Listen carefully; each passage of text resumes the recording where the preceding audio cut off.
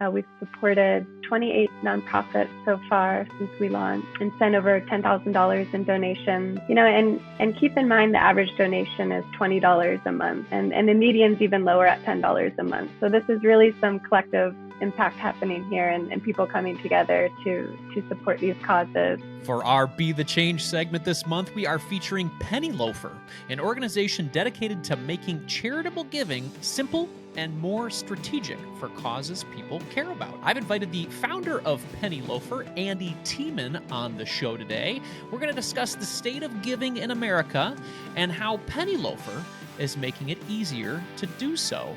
Welcome to the show, Andi. Thanks so much for having me. Yeah, thanks for being here, and thank you for having such a great name. I think we talked about that beforehand. It's a beautiful name. It's a beautiful name. So let's talk about giving in America. Is giving something that's important in our culture? What do you think? Yeah, so I think absolutely. I mean, you can trace charitable giving, I think, back to as long as humans have been around. The word philanthropy itself comes from ancient Greek, meaning love of people. So I think, it's deeply ingrained in our culture, and this is evident just by the amount people give each year. So every year we keep hitting records of, how much is being given. 2020 is the most recent data we have, but over $470 billion was given in 2020.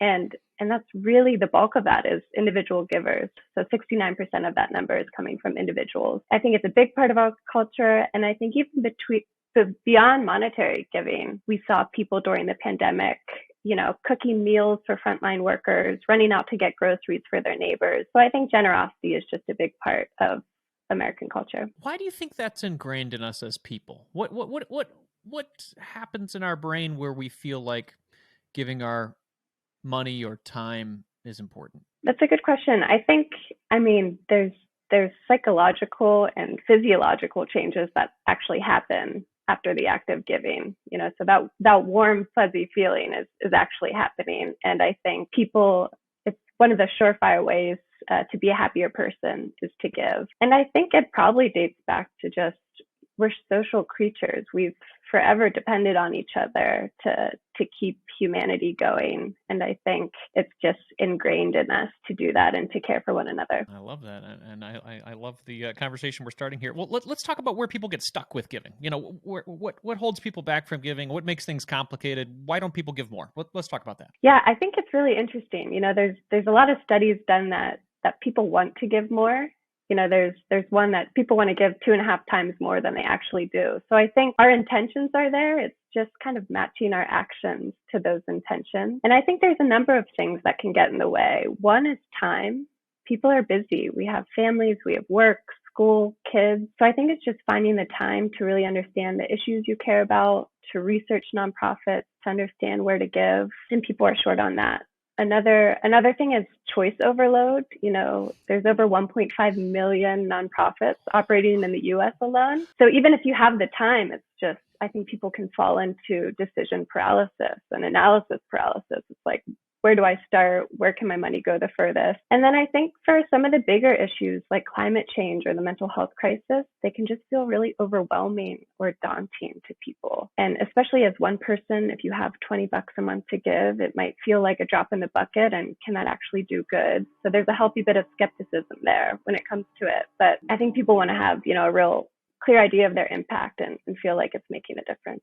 I love that. Well, how is PennyLoafer helping with that, with those issues, with the issues you mentioned? Yeah, so I think our main goal with PennyLoafer is to make it really simple and more strategic for everyday donors. And that's people who can give, anywhere from $5 to $50 a month. And so what we're doing is saving people time. We're taking care of all the research and the vetting of nonprofits, and we're creating ongoing giving strategies around select causes. For people who might not know where to start or simply don't have time to do the research, they can choose a cause that they care about, set a monthly giving amount, and let us take care of the rest. And I think a big piece of it is the learning part. So it's not like you're giving into a black hole and you never hear what happened. All of our donors receive a monthly newsletter each month that breaks down where the money went, how that nonprofit addresses the issue. Because of course there's many different strategies nonprofits are using to address each of these issues.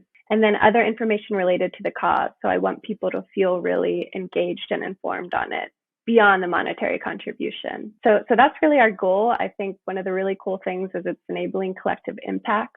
$5 a month to climate change doesn't feel like a lot, but it can really add up as our donors grow. So yeah, that's what we're doing. Great. Well, talk to us about those individual categories that you have within there, because my beliefs may be different from somebody else's beliefs about what is important in the world right now. How did you decide the categories that you have on PennyLoafer? Yeah, absolutely. So we just launched in September. We launched with 4 causes, and the plan is to grow these over time. Our 4 causes right now are climate change, mental health, quality education, and racial justice. And the way we came to choosing these 4 to start was we just sent a survey out to our target demographic, to many people in our target demographic. We're mainly geared towards millennials, but even, Gen X who want to supplement some of their giving, and just the younger generation that's, using their phone, want it to be very convenient and simple to give. And so these 4 came back as the most popular 4 causes, but we do plan to add more as we grow. I love that. I noticed that you didn't start with maybe more,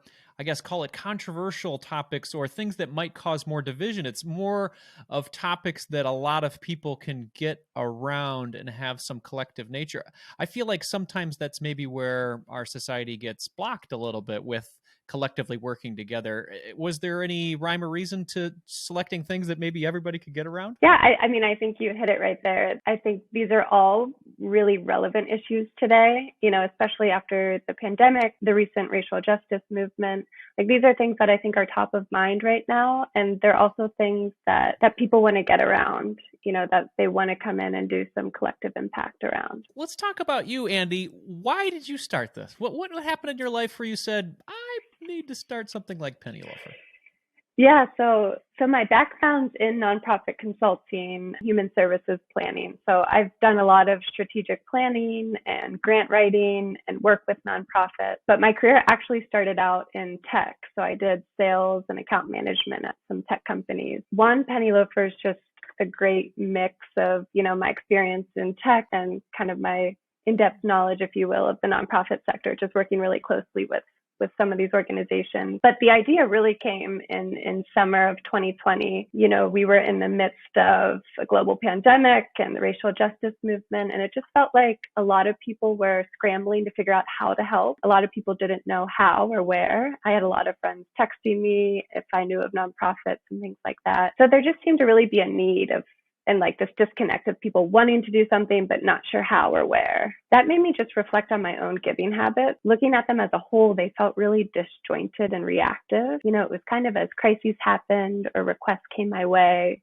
I might have, a cousin's charity run that I'm happy to donate to, or a friend who's a teacher who's raising money for her classroom supplies, a food bank during the pandemic. And these are all amazing things to support, and I'm happy to do so. But I also felt like, what are some of the big issues that I care about and that I would say I care about? And what am I actually doing strategically and on an ongoing basis around these things? And so I wanted to create a way for people to feel impactful and to feel like they have this ongoing strategy around causes that they care about. Yeah, there's something to that reactive nature of giving too, where you could potentially get caught up in scams as well. And I talked about that with Michael Thatcher, the president at Charity Navigator, having some clarity on the already vetted organizations will maybe lead you astray from saying, okay, wow, there's this crisis in Ukraine right now, and maybe I got an email from somebody and didn't end up being legit.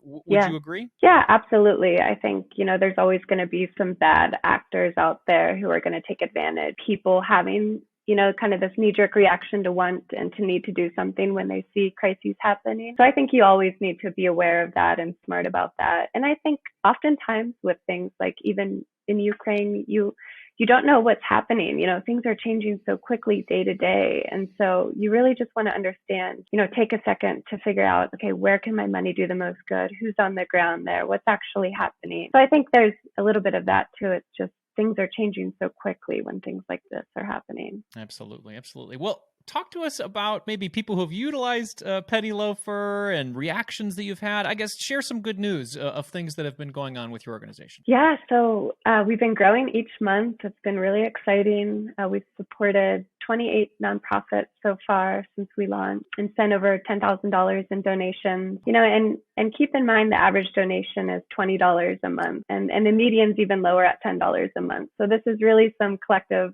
impact happening here and people coming together to support these causes. It's been awesome just to hear from some of the nonprofits we've supported. I heard from one Code Crew in Memphis, Tennessee the other month that just said, thanks so much. We were able to help 17 kids get some coding classes this spring. So things like that are really awesome to hear. And then, I've heard a lot of good feedback from my donors and just feeling like this is kind of the first time I have an ongoing thing happening and feel like I'm giving around something. I've had people say it's their favorite newsletter they receive each month just because it's a feel-good, good start of the month to see what impact they're having. It's been awesome. It's been really cool to see. That's very cool. Well, putting together an organization like this, writing the newsletters, connecting all this takes a lot of time. And, obviously there's, some value to that. Is there a cost to working with PennyLoafer? How does that work if I was interested in being a part of it? Yeah, so we don't take any part of the donation. So 100% of your donation is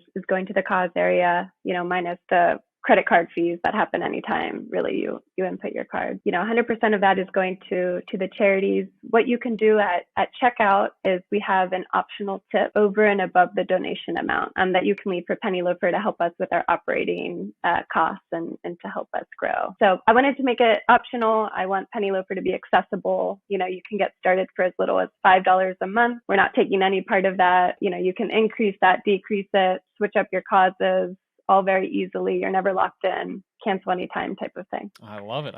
Yeah, this is sort of a blend of, I do two segments. I do this FinTech Spotlight segment, and I also do the Be the Change segment. I feel like this is sort of a melding of those two worlds, which I really like. That.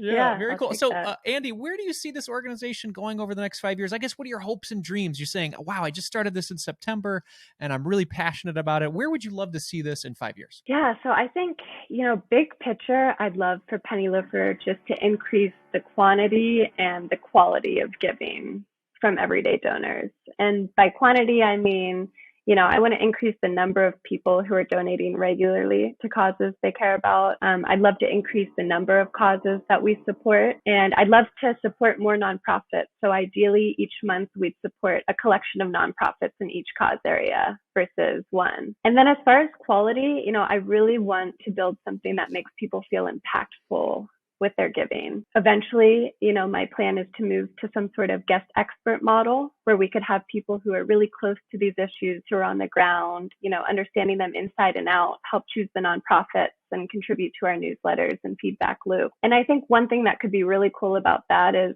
experts could be people from national foundations who are already doing a lot of this due diligence work. It could be organizers, it could be policy experts. But I think one thing that could be really cool is showing everyday donors, this is how different people address due diligence and evaluation. And I think an important piece to that would be making this information just more accessible to everyday donors. It's often just meant for these foundations or kind of for wealthier donors, who maybe have the resources and the time and the staff even to do a lot of this vetting. But I'd love to make that more accessible to everyday donors. Oh, this is beautiful. It's such a merging of a lot of the topics that we talk about on this show, everybody. I mean, yes, we're building wealth and we're talking about the importance there, but we're also seeking this family happiness that I think can come from giving. I really do. I really believe that with my heart of hearts. Giving back, helping folks get where they want to go, especially for causes that you believe in that really call to your heart. I think this is beautiful. Andi, thank you so much for your time today. If people want to support and work with PennyLoafer, where should they go? Yeah, we would welcome that. So they can go to our website, www.pennyloafer.org, and that's PennyLoafer singular. Choose a cause that's close to your heart and a monthly donation amount. It starts with as little as $5 a month, and we'll take care of the rest. We'd love to work with you and have you join us. Yeah, Andi, thank you so much for your time today. I really appreciate it. And thank you for putting your heart and your passion towards something that you believe in. It's very inspiring. Thank you so much for having me. I really enjoyed it.